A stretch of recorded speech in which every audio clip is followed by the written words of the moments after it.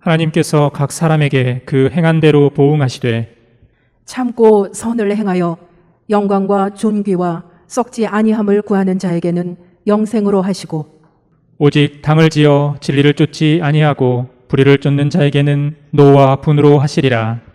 악을 행하는 각 사람의 영에게 환난과 곤고가 있으리니 첫째는 유대인에게요 또한 헬라인에게며, 선을 행하는 각 사람에게는 영광과 존귀와 평강이 있으리니 첫째는 유대인에게요 또한 헬라인에게라. 이는 하나님께서 외모로 사람을 취하지 아니하심이니라. 무릇 율법 없이 범죄한 자는 또한 율법 없이 망하고 무릇 율법이 있고 범죄한 자는 율법으로 말미암아 심판을 받으리라. 하나님 앞에서는 율법을 듣는 자가 의인이 아니요 오직 율법을 행하는 자라야 의롭다 하심을 얻으리니, 율법 없는 이방인이 분송으로 율법의 일을 행할 때는 이 사람은 율법이 없어도 자기가 자기에게 율법이 되나니, 이런 이들은 그 양심이 증거가 되어 그 생각들이 서로 혹은 송사하며 혹은 변명하여 그 마음에 새긴 율법의 행위를 나타내느니라. 곧 내 복음에 이른 바와 같이 하나님이 예수 그리스도로 말미암아 사람들의 은밀한 것을 심판하시는 그날이라. 오늘은 칭의를 얻기 전에 오는 죄의 각성, 이런 말씀의 제목으로 하나님의 말씀 보도록 하겠습니다. 거룩한 칭의 40쪽 제1장 칭의 이전에 오는 회개, 죄의 각성. 요한이 잡힌 후 예수께서 갈릴리에 오셔서 하나님의 복음을 전파하여 이르시되 때가 찼고 하나님의 나라가 가까이 왔으니 회개하고 복음을 믿으라 하시더라. 마가복음 1장 14절 15절 말씀입니다. 그 다음 내용을 이제 보도록 합니다. 칭의의 은혜를 얻기 전에 사람이 반드시 거쳐야 하는 단계가 있습니다. 그것은 자기 죄에 대한 각성입니다. 당신은 당신 자신의 영혼이 악하고 부패하고 병든 것 때문에 얼마나 스스로 가슴 아파해 보았습니까? 최근에 칭의에 대한 말씀을 계속 보고 있습니다. 오늘은 죄의 각성이 얼마나 중요한 것인가 여기에 대해서 한번 보려고 하는데요. 얼마 전에 존 웨슬리가 어떻게 율법 아래 고생하다가 하나님의 놀라우신 은혜로 참되고 살아있는 믿음을 갖게 되고 칭의의 은혜를 받고 거듭난 은혜를 받게 되는지 보셨는데요. 존 웨슬리뿐 아니라 마르틴 루터, 존 번년, 찰스 스폴전, 기타 등등 신앙인들은 모두가 이와 같은 하나님 앞에 극심한 자기 죄의 각성을, 강력한 죄의 각성을 한 걸 알 수가 있습니다. 이 죄의 각성이 강력한 사람일수록 하나님께서 큰 은혜를 주신 걸 알 수가 있는데요. 이 마르틴 루터가 대표적이고 얼마 전에 보셨던 존 웨슬리가 그렇습니다. 자, 오늘은 그 내용을 좀 더 자세하게 보도록 하겠습니다. 1번, 성소에 들어가기 전에 물두멍. 사람이 하나님을 만나기 전에 반드시 해야 할 일이 있습니다. 구약시대에 제사장이 회막, 즉 성소에 들어가기 전에 반드시 물두멍에서 자신의 손발을 씻어야 했습니다. 물두멍은 회막과 제단 사이에 놓인 것으로 제사장이 회막에 들어가기 전에 제사장의 손발을 씻는 데 사용된 노테아를 말합니다. 각주 15번을 이제 보도록 하겠습니다. 물두멍. 솔로몬 성전에는 10개가 있었는데 성전 남쪽에 5개, 북쪽에 5개가 놓여 있었습니다. 물두멍을 만드는 재료는 회망문에서 수종을 드는 여인들이 바친 놋 거울이었습니다. 이렇게 놋 거울로 만들어진 물두멍은 그 내면이 잘 닦여져 그 자체가 하나의 큰 거울의 역할을 했을 것입니다. 제사장이 회막에 들어가기 전에 반드시 손발을 씻어야 되었습니다. 물두멍에서. 자, 그 의미를 이제 한번 보도록 하겠습니다. 하나님께서는 회막에 들어갈 때 물두멍에서 손발을 씻고 들어가야 죽지 아니할 것이라고 말씀하셨습니다. 지극히 거룩하신 하나님을 만나러 성소에 들어갈 때는 겸손히 자신의 상태를 살핀 후 들어가라고 하신 것입니다. 이 세상의 왕들을 접견하는데도 준비와 합당한 태도가 필요합니다. 하물며 지극히 거룩하신 하나님을 만나는데 최소한의 자기 점검이 필요하지 않겠습니까? 얼마나 이것을 하나님께서 중요하게 생각하셨든지 물두멍에서 손발을 씻고 들어가지 않는 사람, 손발을 씻지 않고 회막에 들어오는 사람은 하나님이 쳐서 죽이시는 겁니다. 자, 출애굽기 30장 17절에서 21절. 여호와께서 모세에게 일러 가라사대 너는 물두멍을 노수로 만들고 그 받침도 노수로 만들어 씻게 하되 그것을 회막과 단 사이에 두고 그 속에 물을 담으라. 아론과 그 아들들이 그 두멍에서 수족을 씻되 그들이 회막에 들어갈 때에 물로 씻어 죽기를 면할 것이요 단에 가까이 가서 그 직분을 행하여 화제를 여호와 앞에 살을 때에도 그리할지니라. 이와 같이 그들이 그 수족을 씻어 죽기를 면할지니 이는 그와 그 자손이 대대로 영원히 지킬 규례니라. 이 제사장들이 이 회막에 들어가기 전에는 이 수족을 씻어야 되는 거예요. 안 씻고 하나님 만나 뵙겠다고. 하나님이 계신 곳이 성소죠. 구약에 그 안에는 또 지성소가 있었습니다. 그곳에 법궤가 있고 하나님께서 그곳에서 만나 주시기로 약속하신 거예요. 이 성소는 하나님을 만나는 장소예요. 그런데 이 하나님을 만나는 장소에 그냥 아무런 생각 없이 그냥 방만한 생각으로 그냥 뛰어들어가면 죽이신다는 겁니다. 구약은 몽학선생이라고 그랬습니다. 초등학교 교사, 어린 아이를 가르치는 교사를 몽학선생이라고 그러잖아요. 구약은 뭔가 실질적인 이와 같은 외적인 이런 사건들을 통해서 우리에게 교훈을 주시는 겁니다. 하나님이 얼마나 거룩하시고 인간이 얼마나 죄 가운데 있는지, 거룩하신 하나님 만나뵈면 어떻게 해야 되는지 그것을 가시적으로 아주 강력하게 이렇게 율법으로 말씀해 주시고 교훈해 주신 겁니다. 우리 하나님은 거룩하신 하나님, 전능하신 하나님 아니십니까? 영광 중에 계신 하나님, 가히 인간이 가까이 갈 수도 없는 그 하나님이시죠. 그런데 오늘날 인간들이 그렇게 생각합니까? 하나님을 생각할 때 너무나 가볍게 생각하죠. 그래서 구약의 어떤 그 말씀들도 우리가 잘 알아야 됩니다. 우리 하나님이 어떠신 하나님이신지 하나님의 속성을 잘 알아야 됩니다. 우리 하나님 거룩하신 하나님이시죠. 우리가 이 지금 징의에 대한 말씀을 보고 있는데요. 우리 징의 복음에서는 우리가 은혜의 하나님을 만납니다. 은혜의 하나님.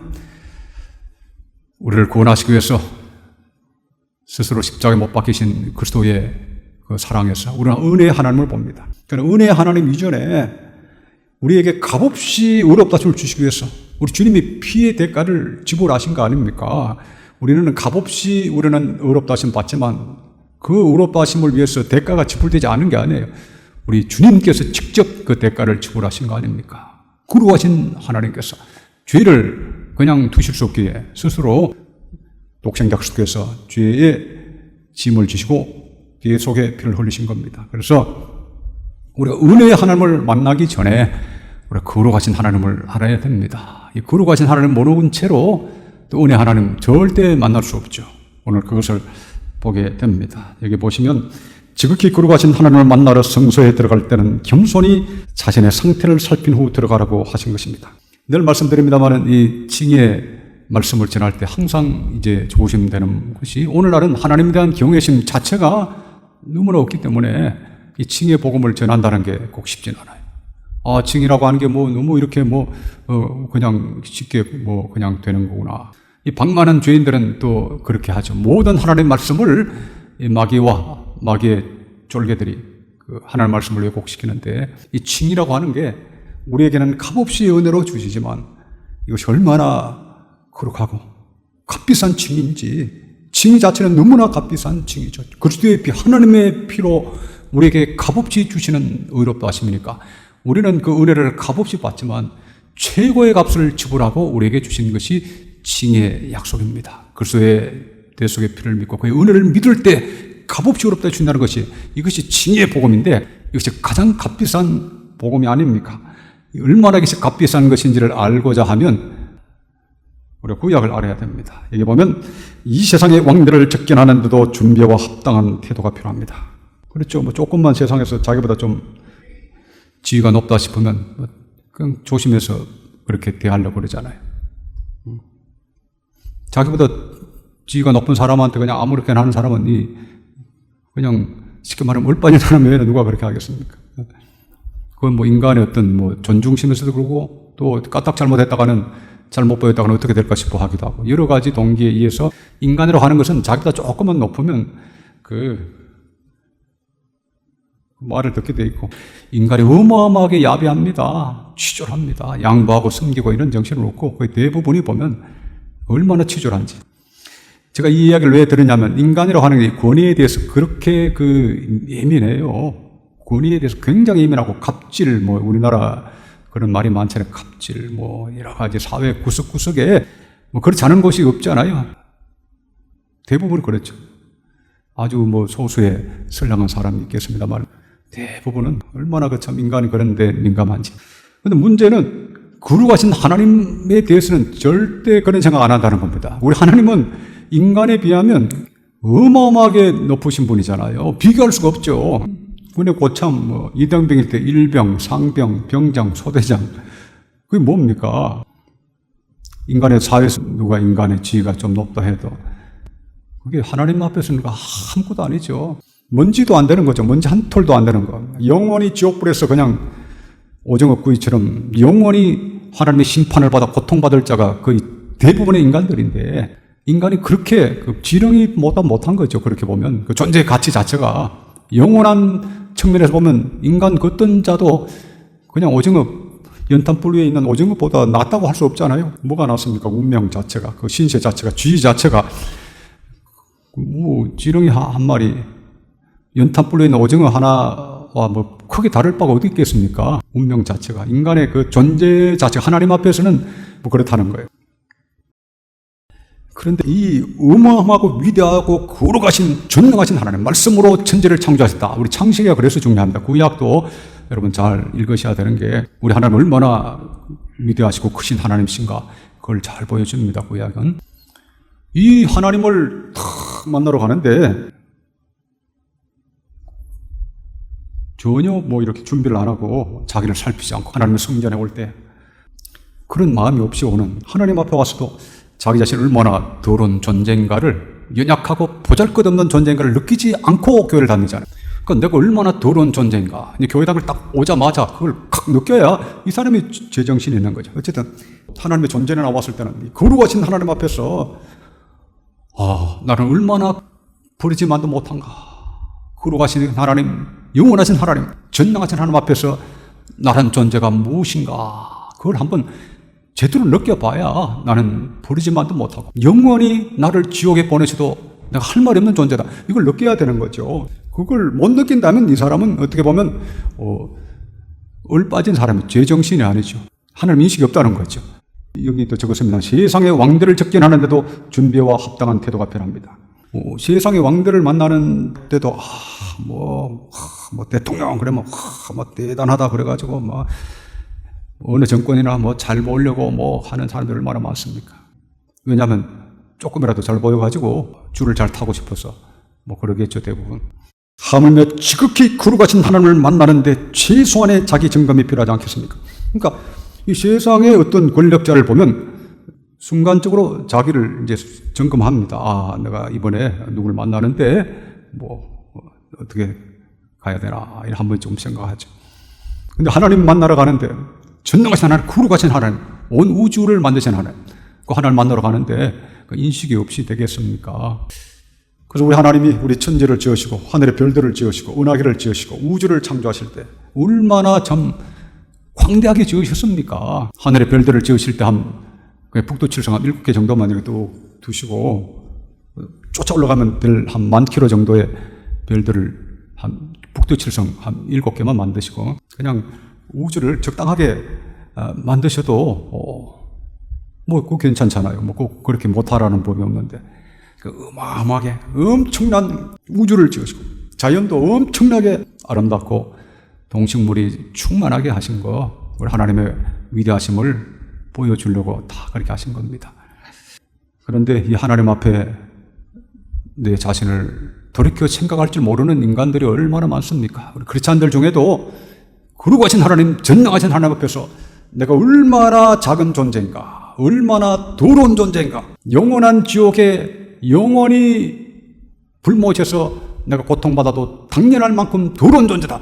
이거를 못 느낀다면 그게 이상한 거죠. 하나님의 거룩을 조금 더 못 느껴본 거죠. 거룩하신 하나님에 대한 인식을 한 번도 못 해본 겁니다. 거룩하신 하나님의 존재를 인식하면 그 생각이 저절로 나게 되는 거예요.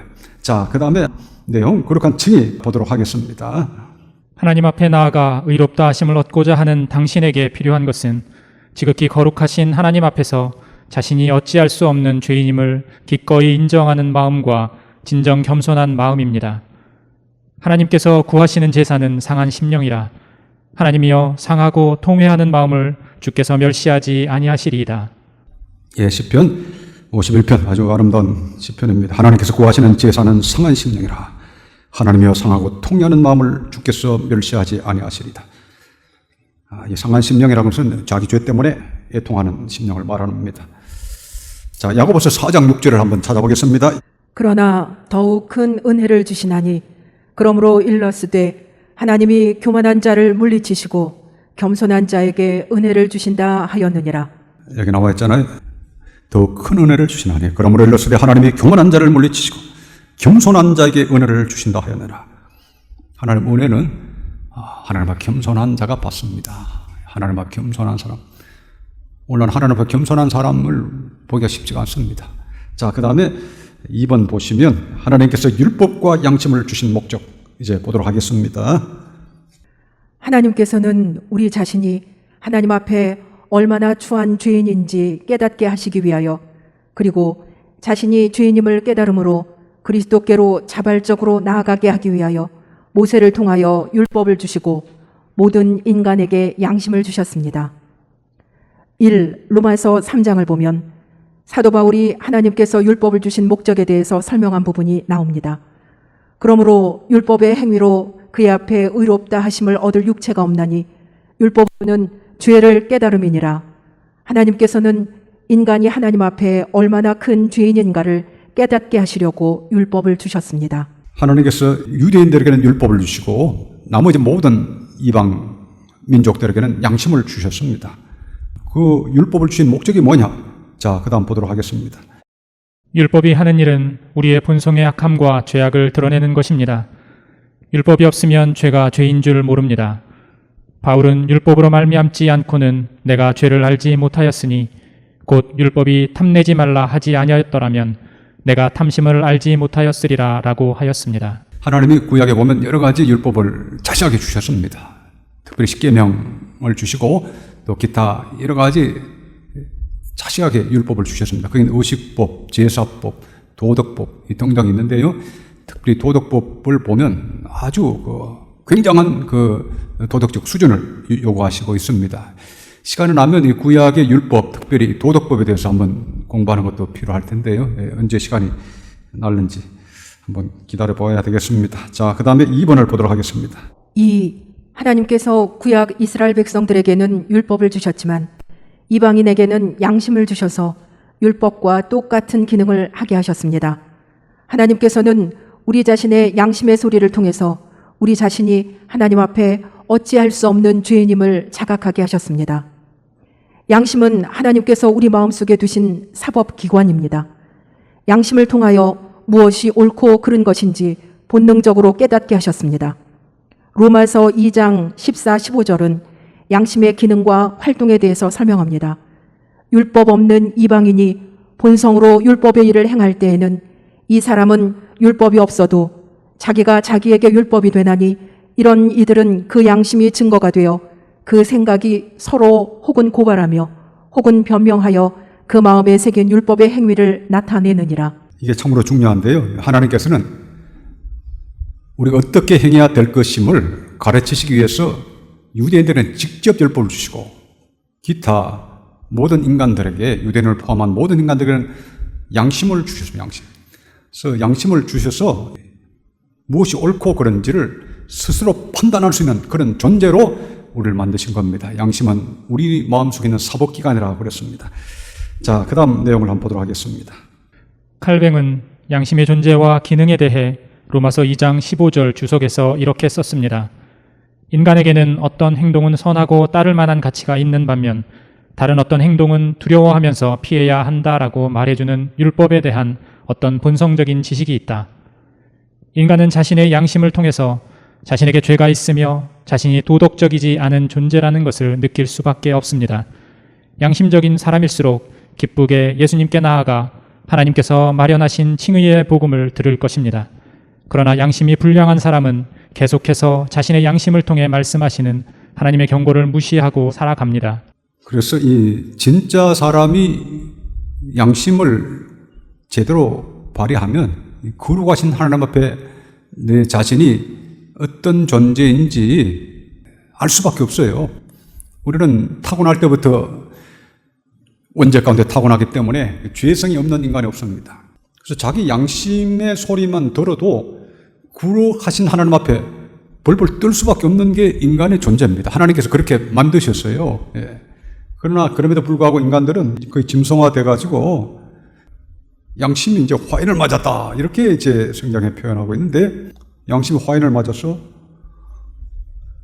뭐 하나님 앞에 내가 뭐 죄인인 것 전혀 겁도 안 납니다. 그리고 내가 이렇게 죄 가운데 살면 영원한 심판을 받을 것이다라고 하는 것도 잠재적으로 우리 양심을 통해서 느끼게 되어 있습니다. 그래서 뭐 그러다가 천벌을 받지 그러기도 하고, 여러 가지 인간이 양심에 거스르는 행동을 하면, 쉽게 말하면 죄를 고의적으로 지으면 이 불안해서 견딜 수가 없게 되어 있어요. 본래 양심에 따라 살면 조그만 죄라도 지으면 이게 불편해서 견딜 수가 없는 게 양심이에요. 근데 오늘날은 조그만 죄를 지어서 불편한가? 그게 아니잖아요. 뭐 큰 죄를 져도 전혀 불편하지 않게 여깁니다. 오늘날은 사회가 어떻게 되면 거꾸로 되어가지고 큰 죄를 지었는데도 안 불편한 사람을 아주 대담한 사람으로 생각하고 또 좋아하기도 합니다. 사람들이 양심에 아주 민감하고 작은 죄라도 하나님 앞에 이러면 안 되는데, 이러면 어떻게 보면 매력이 좀 없는 것처럼 느끼잖아요. 어지간한 그거는 그냥 무시하고, 그냥 뭐 큰 죄도 그냥 개의치 않고, 그냥 악랄하게 예를 들면 수단과 방법을 가리지 않고 그냥 뭐 돈도 벌고 성공으로 가고 하면 그게 마치 좋은 것인 것처럼 사회 문화가 그렇습니다. 오늘날 우리나라가 지금 부동산 문제 때문에 지금 나라 전체가 들썩이고 있는데, 투기하고 뭐 그러잖아. 그러니까 정직하게 일해서 돈 버는 사람은 이제 부자 되기 힘들고, 투기하고 그냥 돈을 쫓아가는 사람이 돈을 벌고 있는 건 현실 아닙니까 지금? 그러니까 지금 이 사회가 나의 이 작은 행동이 타인에게 유익이 될 것인가 아니면 피해가 될 것인가, 그걸 생각하는 게 양심이죠. 기초 양심. 내가 하는 어떤 행동이 결국은 이게 다른 사람을 위하는 것인가 해치는 것인가, 이것을 생각할 수 있는 것이 양심이에요. 하나님이 그걸 이미 주신 거예요. 도덕적으로 살라고, 바르게 살라고 양심을 주셨는데도 불구하고 오늘날 그렇게 잘 합니까? 그렇게 하면 상당히 어렵습니다. 세상살이 고달파지게 되어 있는 게 그래서 지금 이 악한 세상에서, 이 패역한 세대에서 구원을 받아라 이렇게 말씀하고 계신 거예요. 그래서 이 지금 전능하신 하나님, 거룩하신 하나님이 없으니까 양심도 이제 없는 거예요. 하나님을 경외해야 양심의 소리를 듣는데, 거룩하신 하나님, 전능하신 하나님, 영원하신 하나님에 대한 경외심이 아예 없으니까 뭐 양심의 소리를 잘 안 듣죠. 오늘 여러분 양심대로 살라는 이야기 잘 듣습니까? 특별히 크리스찬들도 양심대로 살아라, 양심대로 살지 않으면 지옥 간다, 뭐 이런 이야기를 잘 듣습니까? 그렇죠. 우리가 자범죄를 지으면 다시는 속지 않은 죄가 없다. 히브리서 6장 10장 말씀인데, 이 자범죄를 짓는다는 게 뭡니까? 양심을 거슬러서 양심을 속이고 그렇게 사는 게 자범죄를 짓는 거예요. 평생 사도 바울이 뭐라고 그랬습니까? 나는 지금까지 범사의 양심을 따라 하나님을 섬겼다, 이렇게 고백을 합니다. 이게 우리가 자범죄를 이기고 사는 거예요. 마음에 불편함이 전혀 없이 양심에 따라 사는 사람이, 이 사람이 참된 크리스찬인데, 오늘날은 그렇게 뭐 살아야 천국 간다는 그런 생각도 하지 않죠. 뭐 양심이 어디 갔느냐, 양심의 소리를 듣는다는 게 뭐냐, 뭐 그거에 관심 자체가 잘 없죠. 이런 평생에 양심대로 살지 않으면 지옥 간다는 이야기 들어보셨습니까? 저 개인적으로는 이것도 한 번도 못 들어본 것 같은데요. 성경에는 그렇게 되어 있습니다. 양심을 어기고 살면 지옥 가는 겁니다. 자, 이제 오늘은 그 각주 17번까지 보고 말씀을 마치려고 합니다. 사람의 기초적인 양심이 그 사람의 구원에 큰 영향을 미칩니다. 복음이 전해지지 않은 시대에 살았던 이방인들은 어떻게 구원을 받을 수 있었습니까? 로마서 2장 12절에서 15절에 보면 율법을 듣지 못한 이방인들에게는 양심이 율법의 기능을 하며 얼마나 양심적으로 살았느냐에 따라 심판을 받는다는 것을 알 수 있습니다. 복음을 듣지 못하고 죽은 이방인들은 그들의 양심에 따라 심판을 받을 것입니다. 기본적으로 양심의 소리에 민감한 사람이 구원을 얻을 것입니다. 구약의 이스라엘 백성들은 율법을 주시고 하고 이방인들은 양심을 주셨다 하는 거, 이방인들은 양심에 따라 심판을 받는다고 우리가 그렇게 생각할 수 있습니다. 자, 그 다음에 내용을 또 봅니다. 복음이 전해진 후로는 예수님의 구원의 복음을 믿는 사람이 구원을 얻게 됩니다. 그런데 여기서 중요한 것은 평소 양심에 따라 진리를 추구하고 의를 행하는 사람들이 예수님께 나아온다는 것입니다. 평소 양심의 소리에 민감하고 죄로 인하여 양심의 고통을 느끼던 사람은 자기의 죄를 해결하기 위해 오신 메시아를 기쁨으로 영접할 것입니다. 그러나 양심이 평소에 불량하며 양심의 소리를 무시했던 사람은 구원을 위해 오신 메시아에 무관심할 것입니다.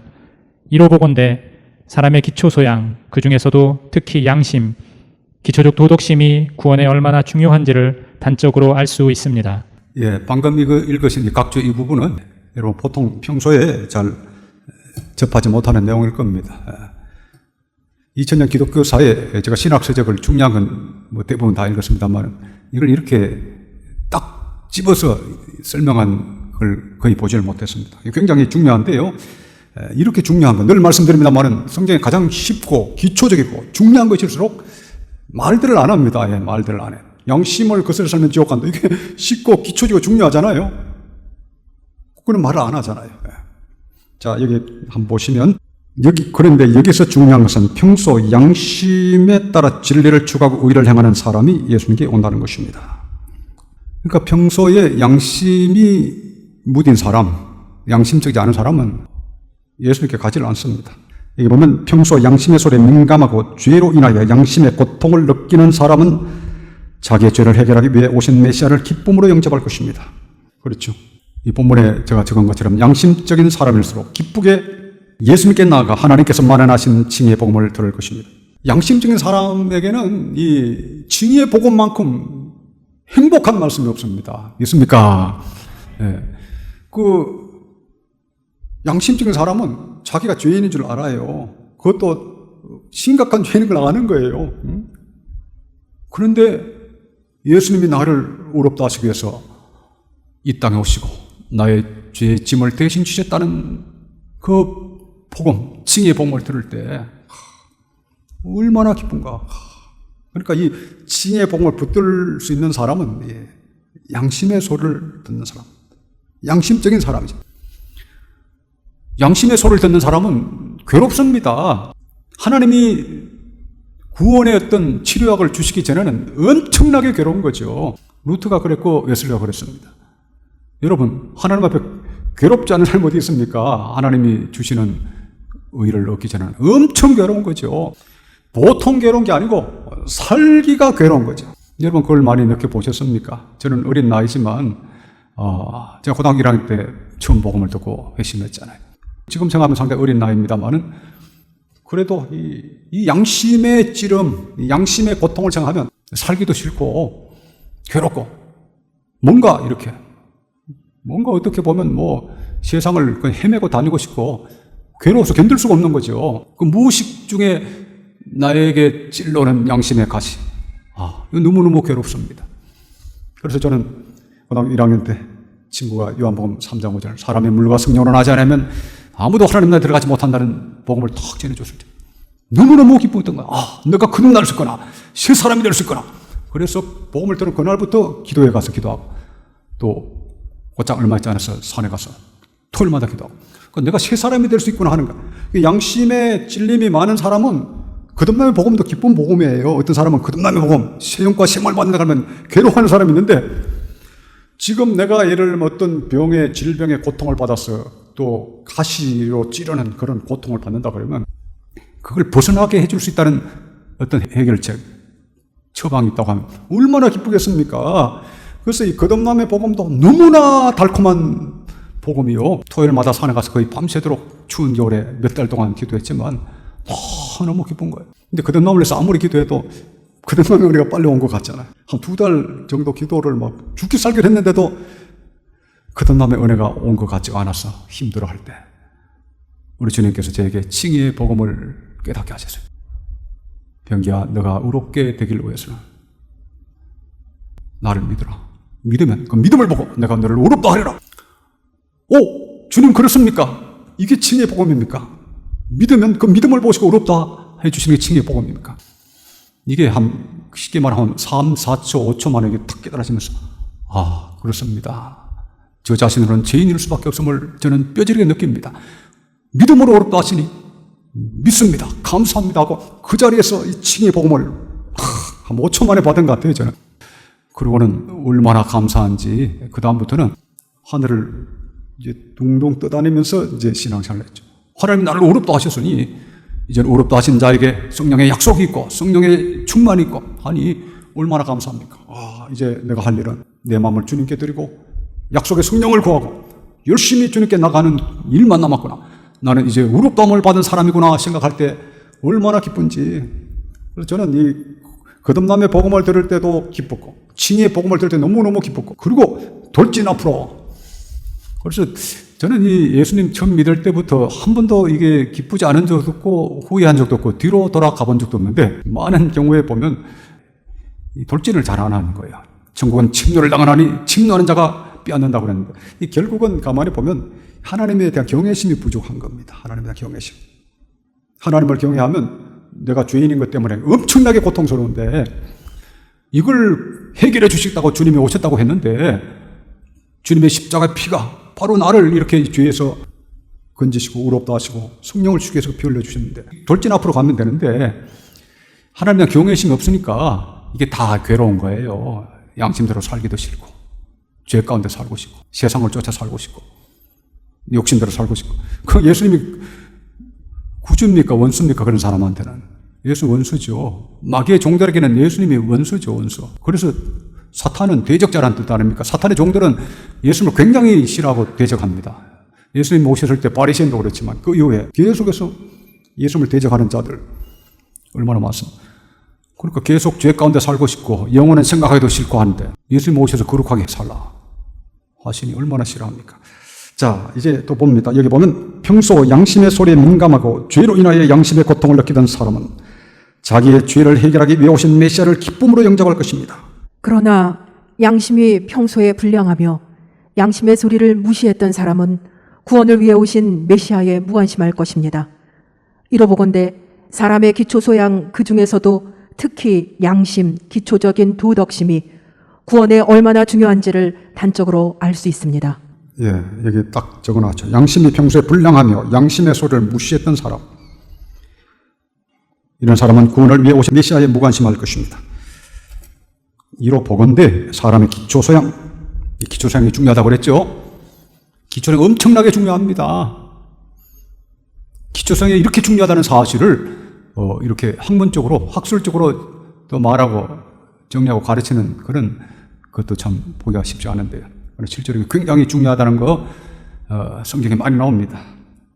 또 우리 500과 묵상, 자율묵상에 제가 많이 적었죠. 여기 보면 이러보건대 사람의 기초소양, 그 중에서 특히 양심이 구원에 얼마나 중요한지를 단적으로 알 수 있다. 그러니까 이 구약이나 신약이나 양심이 중요해요. 구약에도 보면 유대인은 율법을 주시고 이방인에게는 양심을 주는데 그때도 양심 없는 사람은 양심에 따라 안 삽니다. 심판받는 거예요. 신약에도 마찬가지입니다. 신약에도 양심 있는 사람은 우리 주님을 기쁘게 영접하고 주님 나를 구원하러 오셨군요 하고 기쁘게 주님께 갑니다. 왜냐하면 다른 방법은 없어요. 세상에 내 양심의 가치를 해결할 수 있는 존재가 어디 있습니까? 우리 인류 역사를 여러분 아시겠습니다만 나의 이 죄의 문제를 해결하기 위해서 대신 죽으셨다는 그런 사람이 어디 있습니까? 우리 예수님 외에는. 그러니까 이 진짜 양심의 소리를 듣는 사람은 뭐 예수님께 불이 나게 쫓아가는 거죠. 그리고 값없이 어렵다 해주시는 그 은혜를 너무너무 달콤하게 감사하게 다 받아들이고 일평생 이 은혜 속에 살겠습니다. 왜냐하면 깊은 구덩이에 빠져본 사람이라야 거기서 탈출하는 게 얼마나 행복한지 알죠. 큰 질병에 고통을 받았다가 나은 사람이라야 그 치료하며 얼마나 행복한 걸 알 수 있잖아요. 마찬가지로 죄의 가시에서 크게 양심의 고통을 느껴본 사람이라야 우리 구주 예수님의 십자가가 얼마나 귀한 것인지 알게 되는데 문제는 사람들이 양심이 없기 때문에 예수님의 십자가를 가볍게 봅니다. 예수님을 그냥 무시하잖아요, 오늘날은. 오늘날처럼 예수님 무시하는 그런 시대가 어디 있습니까? 드러내놓고 무시하고, 또 은근하게 무시하고, 예수님을 존중하지 않습니다. 하나님을 존중하지 않듯이 우리를 위해서 이 땅에 오신 메시아 그리스도를 존중하지 않고, 오늘날은 인간이 디모데서에 있는 말씀처럼 말세에 고통하는 때가 이러네. 사람이 자고하며 그래. 자고하며 쾌락 사랑하기를 하나님 사랑하는 것보다 더한다고 그랬는데, 교만한 거죠. 자고한 거죠. 하나님이 교만한 자는 물리치시고 겸손한 자에게 은혜를 주신다고 그랬는데, 어느 정도 겸손하냐 그거죠.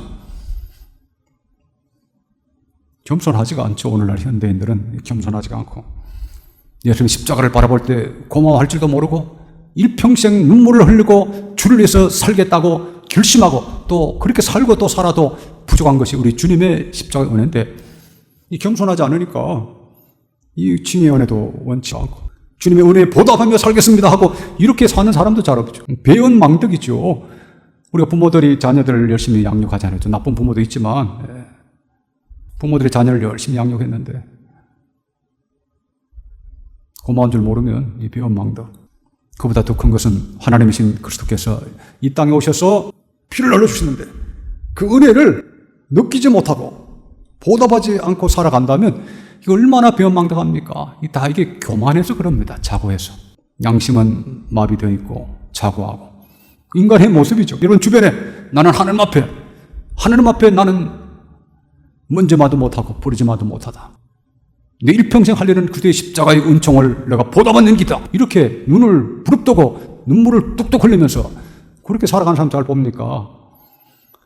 그냥 교회를 다녀도 자기 욕심을 내서 다니고, 또 대부분은 교회를 안 다니고 기껏 교회를 다녀도 자기 욕심에서 다니고, 이러지 그리스도의 그 십자가의 은혜를 보답하기 위해서 내 남은 일생을 온전히 드리겠습니다. 이런 사람이 잘 없잖아요. 그래서 진짜 칭의 있는 사람은 복음적 회개를 한다는 말씀이 바로 그건 거예요. 진짜 칭의를 주시는 주님을 만나면 자발적으로 내 삶을 주님께 드리겠습니다. 이렇게 된다는 거예요. 그때 성령이 저절로 오신다는 거지. 이 모든 것의 기초가 그 사람의 마음, 양심에 있다 하는 것 오늘 보았습니다. 여러분은 다 칭의였고 성전의 여러분 다 되시기를 축원합니다.